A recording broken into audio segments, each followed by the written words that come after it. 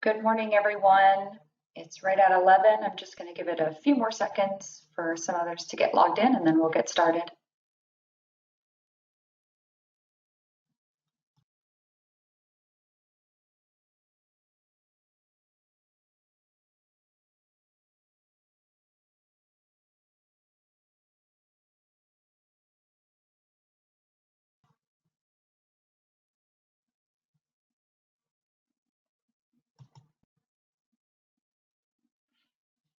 Okay, welcome everyone to the Simplesoft monthly web event. This is a leadership event to discuss sales processes in the CRM. I am recording the event, and I'll send the link out after as usual. And just like on our other webinars, send your questions, comments to the chat box. This time we're going to try to hit on them as we go through. So let's go ahead and get started here.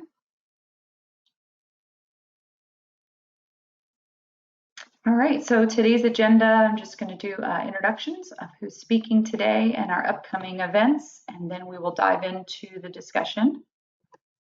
So I'm Jessica Wirtz. I am the Customer Success Manager here at Simplesoft Solutions. Most of you know me that are on. Hello, everyone. I hope you're all doing well. For those of you that don't, I am here as another level of support at Simplesoft to help you get all you can out of your CRM as an Infor customer. We have Don Monrisky, who is our President and Managing Consultant. He is going to be our presenter today. Don, can you hear me? Are you connected okay?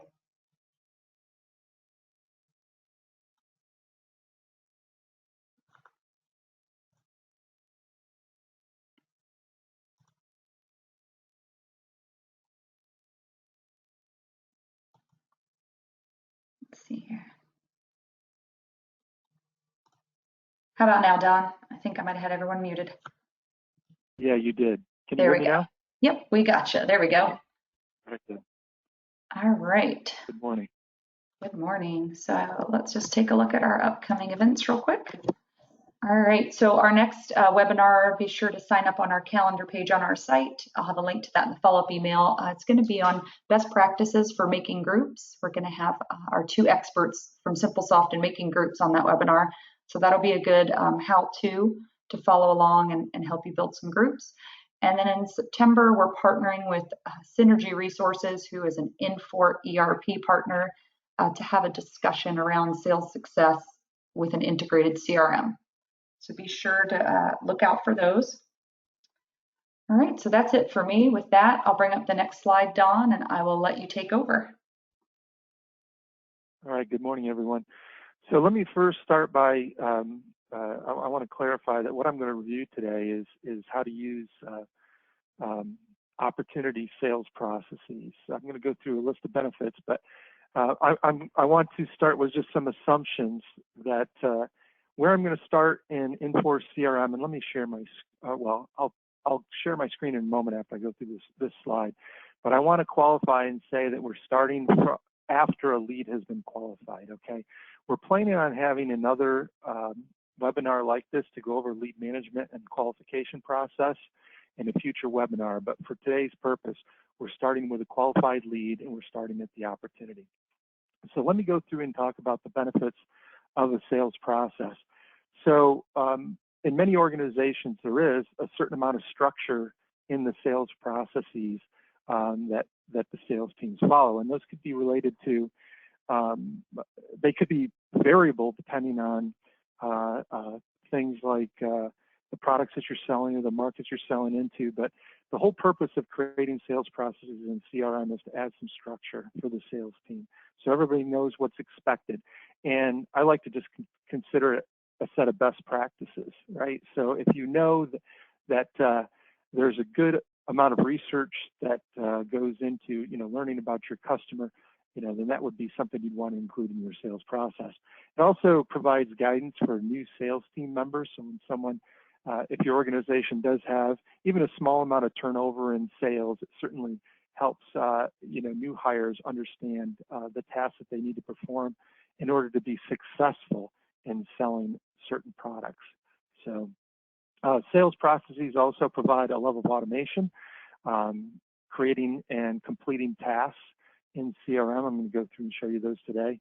And it certainly simplifies updating the sales pipeline because what you're going to see is that updating and completing tasks in a sales process will update the probability, and as a result, it'll update the user's pipeline. Okay. So there's different aspects of the sales process in CRM. It's really the hierarchy is you have stages and steps. So just 2 levels. It's not overly complicated, and at a minimum, I always recommend that you update the probability based on the current stage for that sales process. There is the ability to update and drive the estimated close date, but I find very few customers use that functionality because it can be so variable. And I'll go through that as we're reviewing the sales process itself, but that functionality is available. I mentioned this in the beginning, but you can create multiple sales processes and they can be released just like you can create groups. I think everyone on the call is probably familiar with the process of creating groups and dashboards. You can create those and release those to users. So you can create a group, you can go to share, and when you share that group, you can pick 1 or more users that can have access to that group. Sales processes work the same way. So you could create 1 or more sales processes, and if your business, your organization has multiple divisions, for example, you may have a sales process for each division. So naturally, you might share the sales process for Division A with only the sales team in Division A, and likewise with other divisions. But you do have the ability to share them with multiple people, and that could be in the case where you have a different sales process for, say, a new customer versus an existing customer. There may be steps that just don't need to be performed. It could be a credit check. It could be anything, really. So any questions so far?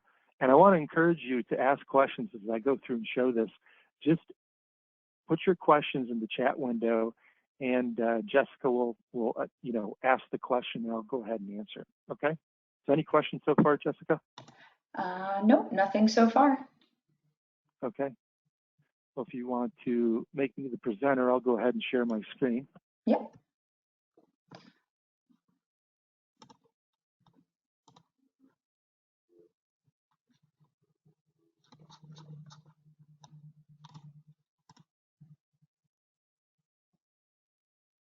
All right. Okay. All right.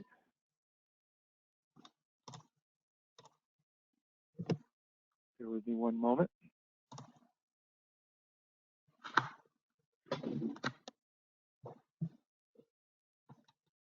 right, we can see it. All right. Okay, good. So I'm going to start with, and this is just a demonstration database. I'm logged in as the administrator, and I have an account here, Abbott Worldwide. I've got one opportunity. I'm going to start by going to that opportunity.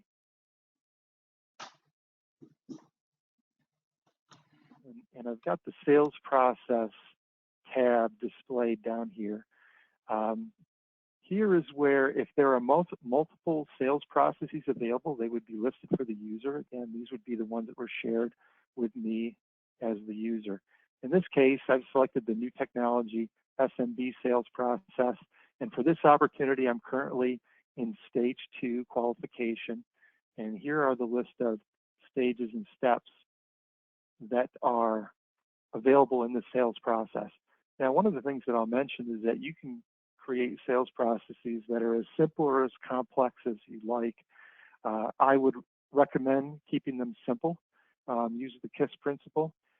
We've had customers keep them as simple as just creating stages with no steps at all. The probability that you can update is based on the stage anyway. So in this example, stage 1, called the prospect stage, shows a probability of 1%, the qualification stage, 10%, and so on. So you can have a sales process with just stages and keep it very, very simple. We've had customers in the past that have created overly complex sales processes, and what winds up happening is the salespeople don't like to use them. So try to keep it realistic. Try to keep it focused, I guess, is one thing that I would say. But just so you understand the relationship between sales processes and the opportunity header information, whenever a user goes through and completes steps in the sales process, it will automatically update the close probability in the header with the probability percentage for each associated stage. So I also want to mention that the red asterisk indicates that these are required steps in the process. So if I were to go through as a sales rep and continue to complete these steps, as I click on those steps, it does a couple of things. It will check and update the close probability. In this case, I don't know why needs analysis set to 0%, but it updated the close probability. This is a demonstration database, by the way. But it will update the close probability, and it will also capture the date stamp for when that step is completed. If I go through the needs analysis, it'll now update the close probability to 50%. So there's a number of things that can also happen. I mentioned if you associate an estimated close date to each of these stages along with the probability, you can also update the estimated close date right here. Okay, and that will be, it's based on number of days to close. So if typically, once you get to the demonstration stage, it takes 90 days to close, it would set the estimated close date to be 90 days from the current date that I completed that step. I also wanted to mention that the other thing that's updated is this stages field right here. This shows the current stage. The reason I mention that and why it's important is it makes it much easier to create groups and dashboards. So the current stage is saved very simply at the opportunity level. And for all of you that have created groups, you know, it's much easier to go and just grab a data field to use as the selection criteria that's right on the opportunity than to having to try and find that data in the join tables in the group query builder. So that's the basics for using a sales process. Now, I also want to mention that you can create and make these steps actionable. So for example, these links, so under the step column here, these links you can actually create actions for. The actions are listed here, or the type of action is listed here under the description. So initial call would schedule a phone call, discovery phone call, and then scheduling a meeting. You can also execute mail merges. So in this case, there's no action under needs analysis. But just so you can see, I can click on product demo, and it'll prompt me to schedule a meeting and put it on my calendar, or for myself or for anyone else. It's just the standard meeting activity dialog box that pops up. So any questions so far, Jessica? No, none that I'm seeing so far. Now the process of creating, I'm not going to show this to you today because it's a little bit more technical, but the process of creating these sales processes is done in the Architect application that comes with Infor CRM. It is not, there's no programming involved. It's very similar to, you know, the process that you would take for updating pick lists, for example. So it's a matter of going in, you create the sales process by name, and then you can add the stages and the steps and just type those in. We actually have a planning document or a template that Jessica is going to email to everyone that's on the call today, because sometimes it helps to just plan it out on paper before you go and build that in the CRM system. And Don, we do have a question here.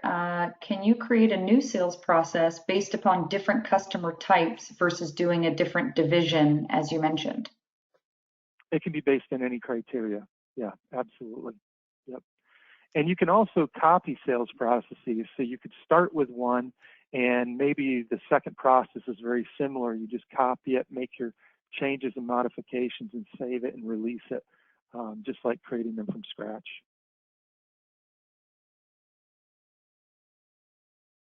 Any other questions? None yet. Okay. So the purpose of this webinar today, I really wanted to focus on using this data, because that's what's really important to management teams, and having the sales team keep these up to date. And I like to emphasize, because oftentimes user adoption is driven by the fear of the user community, that there's going to be an excess amount of data that they have to enter into Infor CRM. My perspective is always, when it comes to opportunity management and managing a sales forecast, really the key things are to keep the estimated close date, the close probability, and the status. These three fields are the most important in the opportunity to keep up to date. Using the sales process makes it a lot easier to drive these in a consistent manner.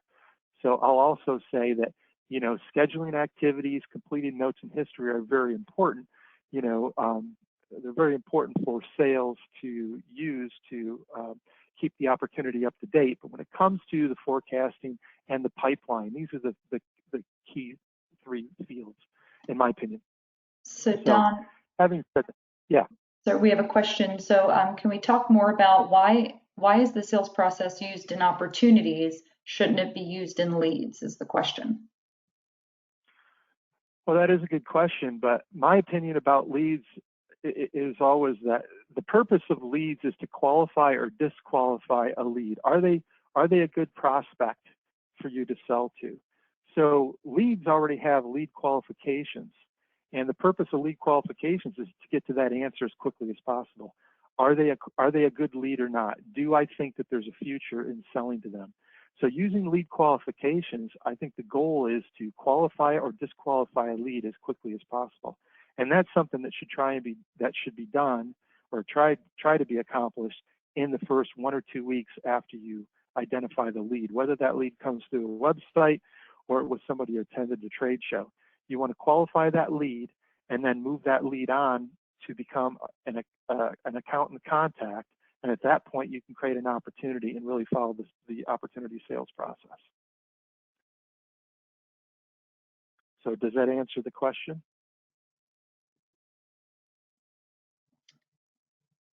I think so. No follow-up.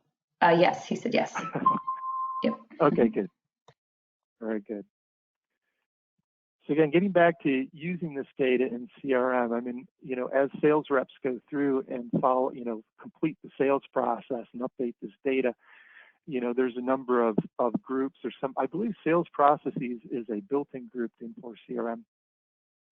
I'm just going to show you what's available in here in this group. So it's got, some of the standard information about the opportunity, the description. So here we have the sales process. So if you have multiple sales processes, they will be listed here along with the current stage, okay, for that sales process, sales potential.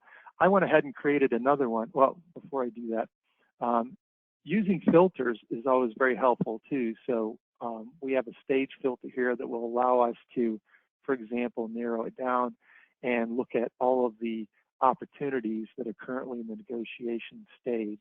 We could also create another filter for the sales process, for example, so that we could, filter by the individual sales processes themselves.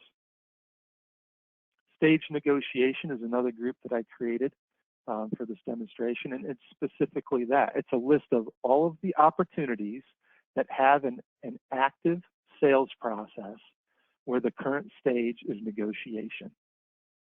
That group criteria looks like this. It's pretty simple.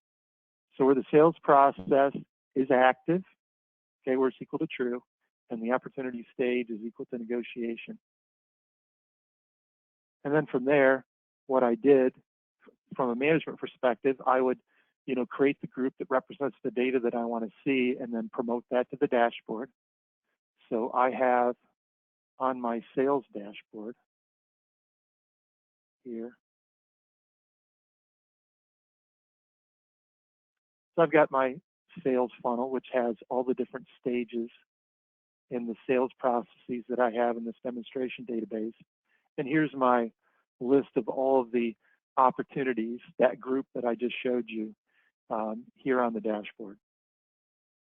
So a very common use of that information to put on a dashboard, either for the individual sales reps to manage where they are, or for a manager to keep track of all of the opportunities that are in specific stages.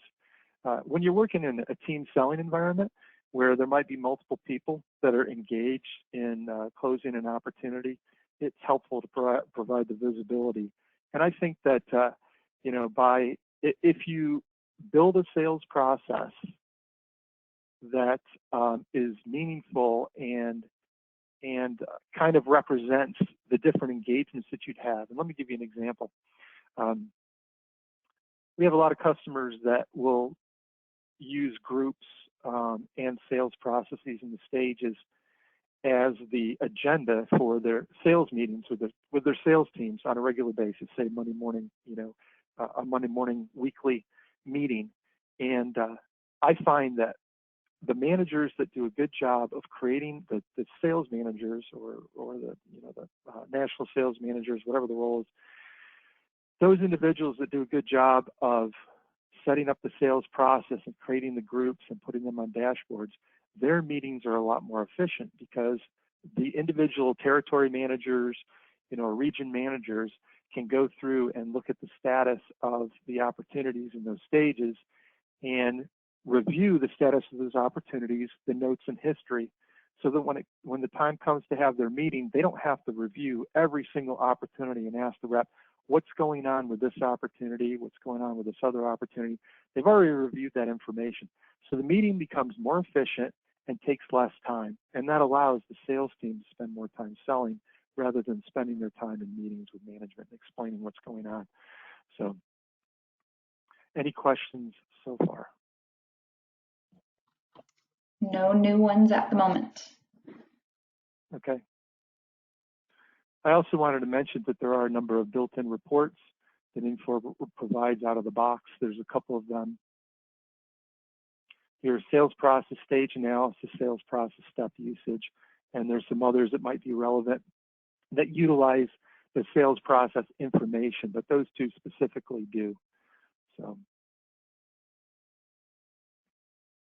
and really, Jessica, that's all I plan to cover today for the group. As many questions as I expected. Same here. Does anyone want to come off of mute and talk through anything, or is there anything you'd like to see in regards to the process? Jessica, this is Brad Custis. I have a quick question on how do you set up multiple processes? How would you set that up? I mean, where would you go to kind of do that if you want a salesman to have, if he has different customer types to pick, hey, for this sales process, we have set up for this type of customer, this sales with another customer. How would you technically go in and do that? Sure, and Don, someone else is asking too if we could just demonstrate setting up a sales process. Yeah, I can certainly do that. So creating the sales processes, that's one of the very few features that Infor hasn't yet migrated over to the web client. So even though I'm logged in as the administrator in the web, and the version that I'm showing here, so everybody knows, this is version 8.4 update 03. So this is the very latest that I'm showing. They have not yet moved sales processes over here into the administration area. The only way to access that is to, if Infor CRM is installed locally, meaning you have it in your own network, it's going to be the architect application is what you're going to log into, and that is going to be located on your CRM server. In the case of cloud customers, you can remotely connect to the Infor CRM cloud server, and you can log into the architect application there. So in the architect, here we go to manage sales processes. Expand this window so we can see. We've got a number of sales processes that we have here. in the list. So I would click on a sales process, and this is where I can edit the individual stages and steps. I can double click to open, and it shows me the name, the probability, which I talked about quite a bit, and then here's the days to close. So that's the other data point or field value that you can use to update. So in here, if I wanted to create a new sales process, I can start by creating a new one, or I could take an existing one and copy it, and it'll ask me to give it a new name. So I'm just going to call this new process. Click OK. So I made a copy of the existing one, so now I can just go through and edit. I could change the probabilities, and clicking on each of these stages allows me to view and edit the individual steps that are associated with that. Come on, there we go. And within each of these steps, I can edit. And this is where I define the action. So in this case, this is a meeting action, and it allows me to set default information for that meeting. So I can have the regarding field, the category field, and all of this information already filled out. I can schedule it for the current user, or I can schedule it for somebody else. In some organizations, some of our customers, all of the quoting and estimating may be done by an estimating department or an engineering department, especially in manufacturing. So you could schedule a task for a user in another department to complete perform some action as part of your sales process. Does that help answer your question, Brad? Yes, thank you. You're welcome. Any other questions? I will also mention, here's where the releases, you can release. Let me click on my new one, click release. Oh, I've got to save it. Release, this is where we can release it to everyone, or we can add individual people here for that release of that process. So we have another question here. Says, I have a similar question, but I wasn't really clear on the answer. We have our own process steps and stages that we've developed to qualify our leads. Is there something similar to the sales process that we can set up, but in leads? So maybe, Garrett, feel free to unmute. Do you mean setting up a qualification process for leads? Yeah, I guess so. I'm maybe not familiar with how to set that up, so that's maybe why I'm asking this question. So, but yeah, exactly. We've created our own stages to qualify our leads, and this sales process seems like something that we'd want to be able to set up for something like that. But if there's already a mechanism in place, perhaps we just need to be made aware of it. Yeah, so under administration here under qualifications, this is where you define lead qualifications. So well, let me start at leads first, because that might be a little bit more relevant. So in an individual lead, in the upper right-hand corner of the lead form, this is where you would select the qualification, okay? So similar to sales processes, you can have one or more lead qualifications. Now they're rather simple, right? They have a series of questions. They're just one level, right? A series of questions, and you can capture answers to those questions. But you can create different lead qualifications with different questions depending on the industry, okay? Or the lead source, whatever the criteria is. And those are managed down here under administration. Those actually have been created, or the management for qualifications is available here in the web client, and that's where it's located. So Garrett, you would have to have access to qualifications, and that's a role that Lee could create for you or anybody else in your team. Okay. Does that help?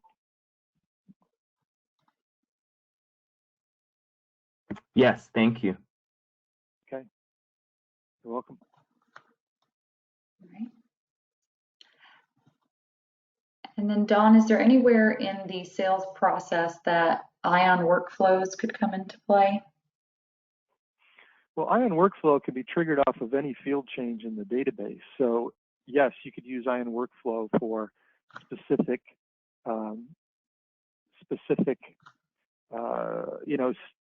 stages that you would enter. Okay, so let me go back to this opportunity.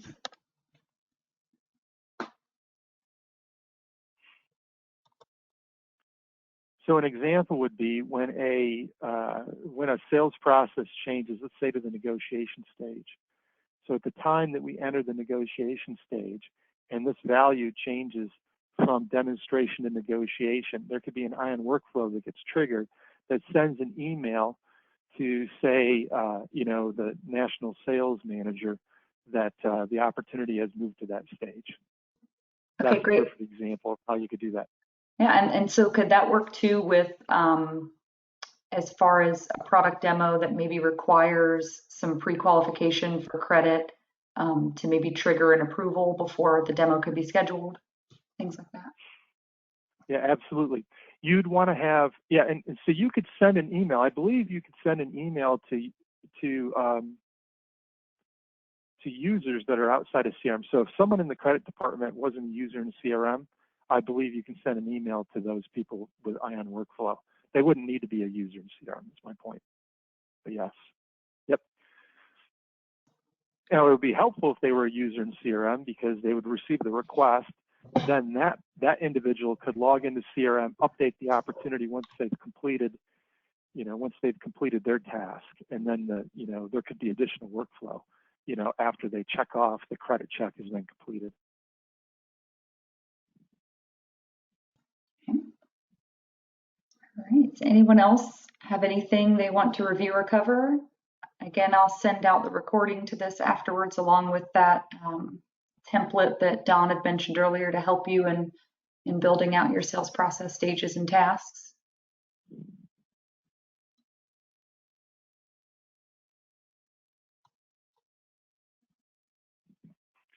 Well, if no other questions, I appreciate everyone joining today.